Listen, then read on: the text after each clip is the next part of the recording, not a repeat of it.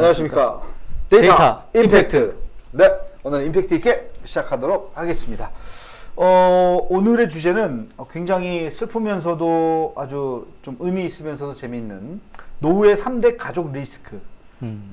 다 지금 누군가의 자녀이거나 부모거나 할아버지 할머니 한 이제 가족의 한 구성원일 텐데 세 가지의 리스크가 있다는 거. 자녀 리스크, 부모 간병 리스크, 황혼 이혼 리스크.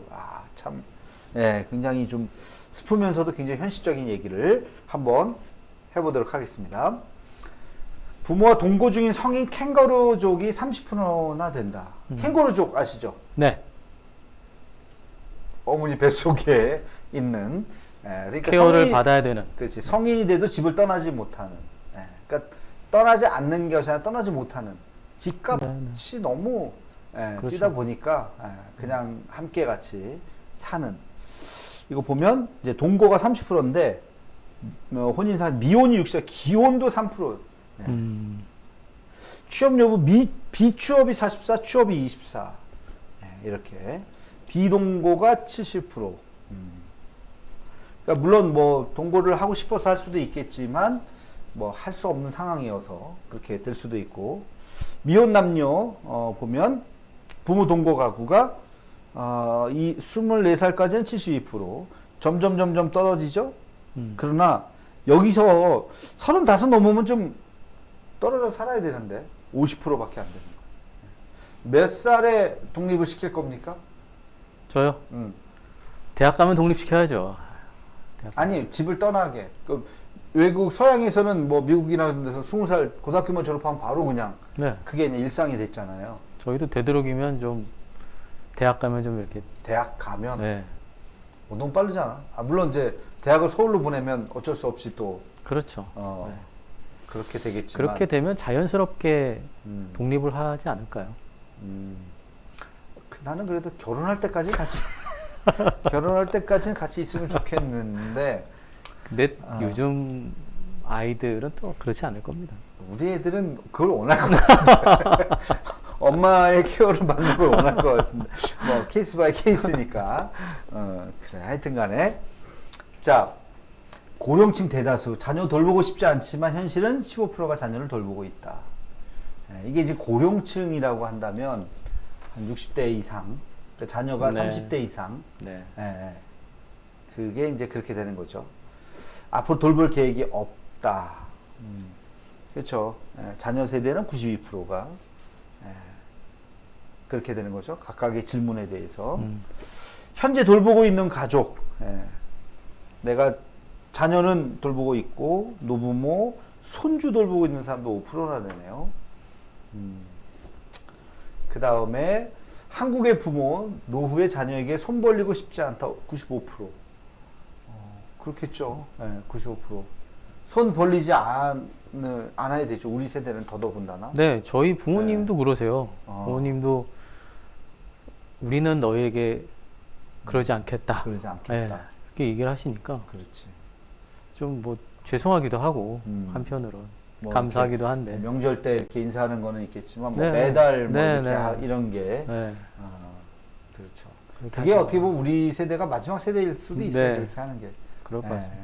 제가 그 상황이 되면 저도 당연히 아이들에게 부담을 주고 싶은 생각이 없거든요. 그런데 이제 반대지. 그러니까 왜 우리 부모 세대가 그랬느냐. 우리 시집가고 장가갈 때 다 집 해줘야 된다 생각하고 뭘 해줘야 된다. 부모들이 해줬잖아요. 그렇죠. 그렇잖아요. 그게 우리가 벌어서 한 게 아니잖아요. 역으로 우리가 이제 도움을 받지 않으려면 우리도 자녀들 장가갈 때 딱 어느 선까지만 해주고 집 해줄 자신 없죠? 있어요? 집회는 줄 수 있는데 집은 못해. 가들 셋이잖아. 이거 잘해야 돼. 큰애 첫 단추 잘못하면 계속 해줘야 돼. 뭐. 우리는 지금부터 우리 아내가 나도 그렇고 딱 얘기하면 공부까지는 가르쳐 주지만 그 다음부터는 네가 장가가는 것도 네가 해야 된다.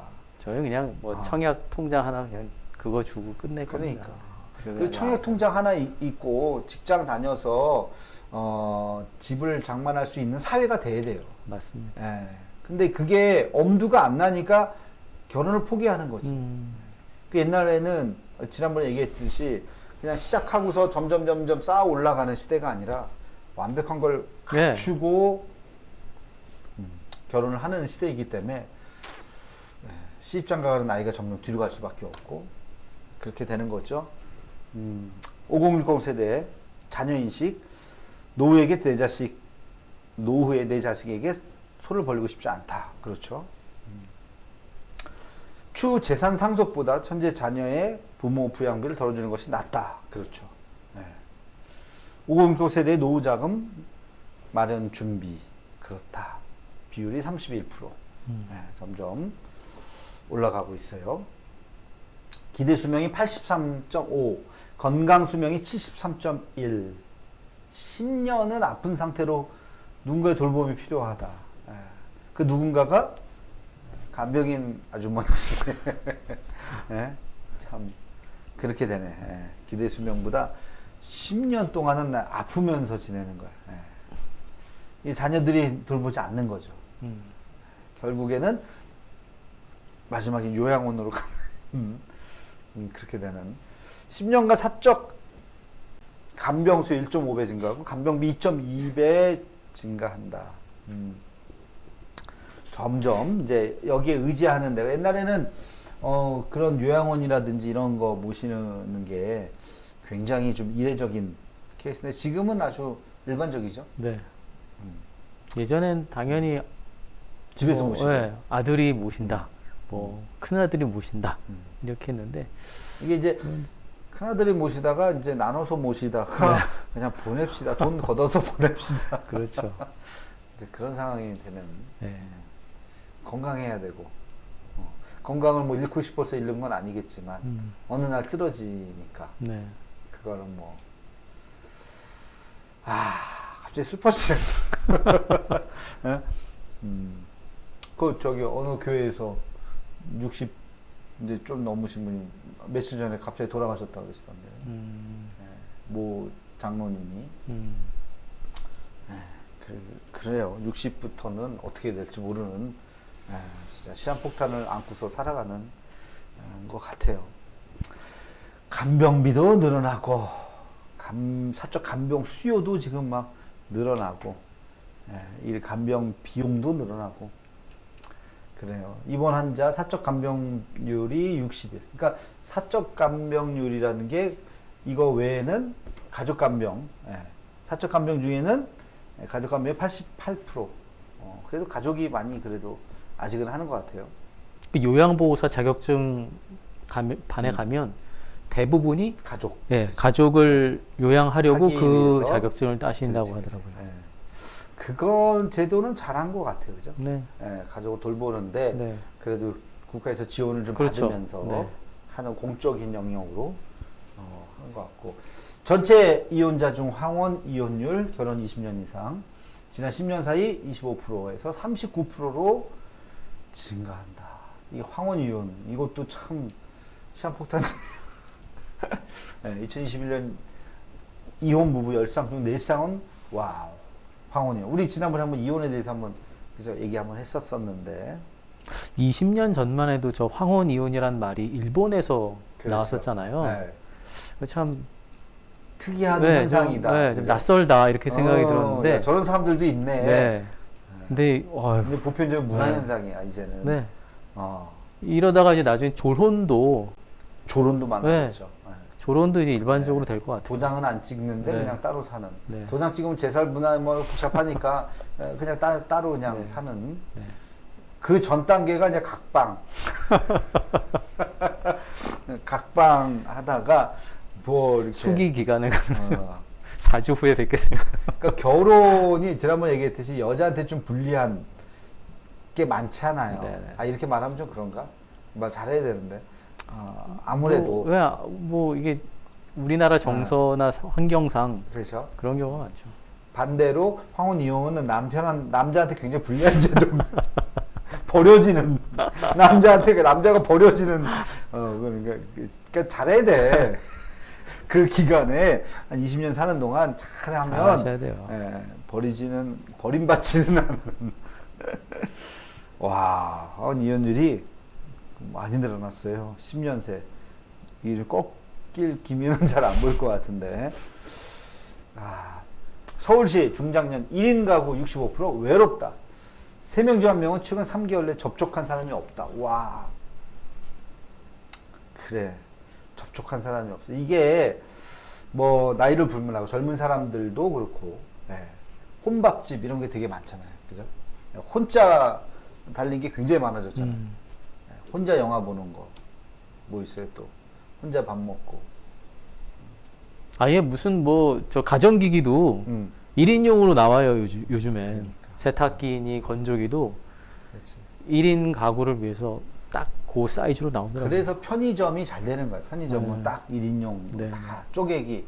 마트점만 가더라도 뭐 많잖아요. 크게 대형으로 사야 되는데 그러니까 나는 혼자 밥 먹는 거 진짜 싫어하는데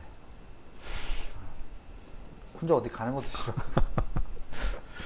하여튼 외로워요 혼자 있으면. 혼자 목욕탕 가봐요? 갔어요? 아니 가본 적 없습니다. 그죠? 같이 가야지. 막내라도 데리고 가야죠. 나 우리 애들은 안 가려고 그러고. 하여튼 혼자 가는 외로우시겠다. 하여튼 나도 잘 안 가게 되네. 다른 사람들 우리 지난번에 선교사님 왔을 때 한번 같이 갔었지. 좋아해요.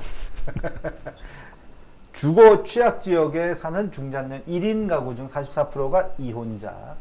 이들의 60%는 고독사 위험군. 주거 취약 지역 중장년. 그러니까 이 표현도 좀 의미가 있는데요. 이혼하신 분들의 절반 가량이 주거 취약 지역에 산다는 거예요. 그렇죠. 그러네. 그들의 60%는 고독사할 네. 가능성이. 주거 취약 지역이니까. 3분의 2는. 네. 주거 취약 지역은 이제 쪽방촌. 그렇죠. 대표적으로. 그런 일종의 뭐 사각지대, 복지가 좀 미치지 않은 사각지대 그럴 수도 있겠죠. 그 여인수, 여기 모텔도 아니고, 그 여관도 아니고 여인숙에 뭐 이제 달방, 월세 내고, 예. 그치, 달방 내고 네. 있는 그런. 그렇죠. 그런 분들은 밥을 안 먹고 소주를 드시더라고요.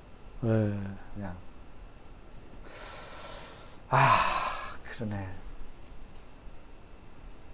혼자, 이혼, 사별, 미혼, 별거. 이게 지금 이혼도 많고, 사별이야 뭐 그렇다 치고, 미혼도 많잖아요. 그러니까 이혼 전 단계가 또 별거 아니야. 이렇게 되니까 혼자 사는 사람들이 1인 가구 사유인데 많아지니까 참 사회가 좀 그런 것 같아. 점점. 이거 저 남녀 저 조사는 없죠. 남녀 조사는 글쎄 없네요. 제가 보기엔 남자가 더 많을 것 같아요. 이렇게 이런 고독사 위험군이 그렇죠. 여자분들보다. 남자는 혼자 못 살아 나이 들어서. 네. 네. 냄새도 나고. 힘들 것 같아요. 남자는 진짜 혼자 살면 안 됩니다. 혼자 살면 안 돼. 어떻게 해? 갑자기 이렇게. 우울해지세요. 여자는 그래도 혼자 살아서 굉장히 깔끔하시는데 대부분이. 네. 남자는 밥 먹고 설거지하고 청소하고 씻고 이런 게 혼자 하는 게 참 쉽지 않은 것 같아요. 자, 우울한 얘기를 가고 이것도 또 다른 얘기인데요. 한국인은 중국에 대한 인식에 대한 통계가 있어서 잠깐 좀 볼게요. 중국에 대한 인식이 굉장히 안 좋아졌잖아요, 최근에. 특히 젊은 친구들 중심으로 해서. 그치? 일본보다 더 안 좋은데, 이거 보세요. 연도가 가면서 부정적인 게 굉장히 늘어났어요, 지금. 50%에서 70%까지. 긍정적인 수치는 또 뚝 떨어졌어요, 지금. 중국 긍정적인 이유가 문화와 경제 때문이다.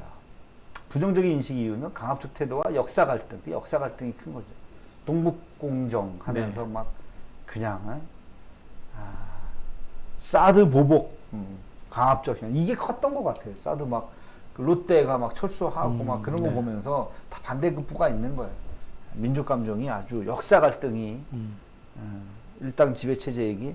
한국을 존중하지 않고 중국 정치 지도에 언행이 비호감다. 그렇죠? 그러니까 올해가 이제 한중 수교 30주년인 해인데 30년 전만 해도 이게 수교하면서 경제적인 이득이나 이런 거에 대한 가치가 컸었잖아요. 근데 이게 어느 정도 이제 시간이 지나면서 경제적인 격차도 좀 생기고 하면서 이제 이런 부분에 대한 영향들이 좀 커지게 된 거죠. 네. 그래서 아까 말씀하셨던 것처럼 저런 역사 갈등 문제라든지 그런 게 아마 지금 세대는 감정적으로 예, 부정적인 그런 답변들을 그러게 말이에요. 만든 게 아닌가 싶어요. 지금 보면은 중국 부상이 한국 경제 안보에 위협적이다 75%. 한중 간 심각한 갈등 시 중립 유지 입장이 가장 높다. 지금 무역은 중국이랑이 제일 높아요. 1등이 네, 중국이, 맞습니다. 그 다음에 미국이고, 네, 네. 그 다음 일본인가 이렇게 되던데, 그 다음 베트남인가 이렇게 되더라고요. 우리나라가. 그러니까, 이게 참, 이게 어려운 거예요, 외교에서. 예. 중립을 유지할 수가 있나, 사실. 어렵죠. 우리 미국 편으로 갈 수밖에 없는. 예. 그 중국이 경제 보복을 하면은 치명적이게 또 되는 거고. 이번에 그 반도체 네. 협상 같은 것도 마찬가지잖아요. 우리가 거기 미국 쪽으로 안 낄 수가 없고, 끼자니 중국 눈치를 안 볼 수가 없고, 이런 것들. 또 거기에 또 북한이 또 끼어 있으니까, 이런 복잡한 지금 상황인 것 같아요. MZ세대 젊은 친구들은 중국 호감도가 10점 만점에 2.7점. 일본, 북한보다도 낫다, 북한. 일본보다도 나. 와. 미국이 6.8, 일본의 거의 절반. 최근에 뭐 저 김치 문제 뭐 이런 여기 있네. 것들 김치, 여기 한복. 있네요. 네. 중국에서 기원했다고. 이게 이제 크네. 홍콩 민주화 이것도 크고, 신장이고, 인권 침해. 첨단 기술 인재 정보 유출 이런 것도 꾸준히 있었잖아요, 그죠? 일당 통치. 우리는 또 이런 거 민감하잖아요. 북한이 있어가지고. 사드 배치, 경제 보복 이런 것들이 지금 뭐 다 아주 명확한 사건들이 있네, 그죠? 기회되어도 중국 방문할 생각이 없다, 65%. 야, 장가게 한번 가야 되는데, 나. 장가게 아직 못 가봤는데. 저도 못 가봤습니다. 상해는 가봤는데. 네, 상해하고 베이징. 난 북경을 못 가봤어. 상해만 가봤다. 아주 더울 때 가서 고생을 하고 왔습니다. 홍콩은 가봤는데. 아무튼 비행기값 내려가면 한번 그래도 제일 싸게 간데 중국인데. 그래서 MZ들은 안 가려고 하겠네. 중국에 대한 인식, 한중 관계 개선이 필요하다. 그렇죠? 협력해야 된다. 협력은 해야 되는데 하여튼 미운 털이 박혀가지고 한국인의 일본 호감도 21%, 한국인의 일본인 호감도 46%. 이게 이렇게 차이 나죠? 일본에 대한 호감도는 이제 문화에 대한 것 같은데, 일본 문화 그러니까 일본 사람을 개인적으로 만났을 때 호감도는 높아요. 높고, 예. 사람 한 사람 그렇죠. 굉장히 친절하고 네. 사람들이. 일본이란 나라가 갖고 있는 정치, 경제, 이것도 사회적인 결국엔 것에 대한 과거지. 그렇죠. 과거사. 네. 그게 일본 있으니까. 정치인들이 사과 네. 안 하고 뭐 이런 거에 대한 결국엔 하여튼 이 근현대사가 중국, 일본, 한국 여기를 다 꼬이게 만들어가지고 대만 문제 지금 네. 다 마찬가지고, 그죠? 이런 것들이 같이 오늘 무거운 재밌네요. 주제. 그래서 재밌었어요. 이거 2회 나눠서 찍을까? 편집을 한번 잘 2회 나눠서. 하여튼 뭐 무거운 얘기지만 또 뜻깊은 얘기를 한번 해봤습니다. 뭐 하실 얘기 있어요? 그 앞부분에 이야기했던 그 이제 혼자 사시는 분들, 그분들에 대해서 뭐 과거에 뭐 지금도 그런 분들에 대해서 홈리스에 대해서 이렇게 봉사하시는 분들이 많이 계시잖아요. 그렇죠. 그러니까 앞으로 그런 1인 가구들이 더 늘 거란 말이에요. 그러니까 목회에 대한 관점도 그런 부분들을 어떻게 좀 케어할 것이냐, 그런 쪽으로 좀 생각을 그렇게. 할 때가 된 것 같습니다. 부부 세미나도 중요하지만 네, 이제 혼자서 강하게 재밌게 할 수 있는 이런 것들도 그렇죠. 좀 해야 되겠네. 필요합니다. 그래요. 알겠습니다. 사회가 복잡해집니다. 잘 적응하고 우리 데이터 임팩트를 열심히 우리가 또 보고 네. 도움이 돼요. 네, 그죠? 도움됩니다. 도움이 되는 것 같아요. 감사합니다. 감사합니다. 네. 일정만 좀 미리 잡아주시면 공부 열심히 하겠습니다. 요 편집 좀 합시다. 이게. 여기까지 합시다. 네. 데이터 임팩트 이렇게 하셔야죠. 데이터 임팩트. 임팩트 아니죠.